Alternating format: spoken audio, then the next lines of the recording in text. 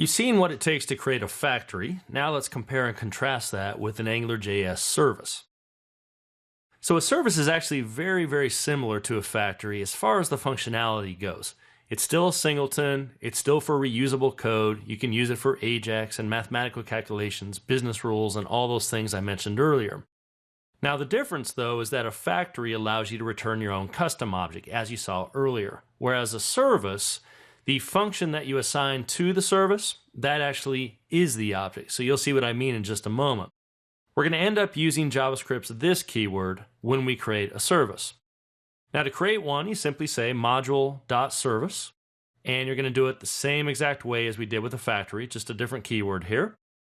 And then, like a factory, you can inject these into other components such as controllers and factories and even other services, and they can have their own dependencies injected into them as well. So this is what a service looks like.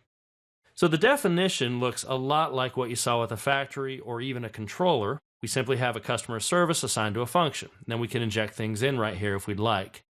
Now in this example though, you'll notice that I don't return anything. In fact, the function that's going to be assigned as the service to AngularJS, it is the object actually.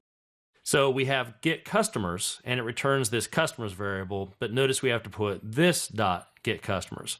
And that's because AngularJS will create an instance of this function, store it up in memory as a singleton, and then every time something's called, it'll be that object's get customers or this dot get customers. Now the other difference between a factory and a service is that with a service we use the service function, but other than that they look identical as far as a factory and a service. So again, the big difference here is that when we add it, we use the service function. The function itself that's assigned as the service, it is the service. That's why we use the this keyword.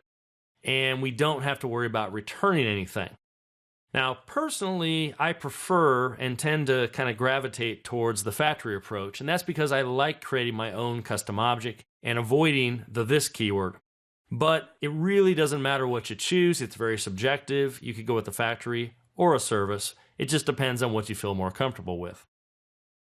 Now, as far as using a service, it's the same thing as a factory. We can inject a service into a controller, as you see here. And then the same exact rules apply as far as minification of scripts. You'll still want to use the $inject, or you can do it down here, as I showed earlier in the course.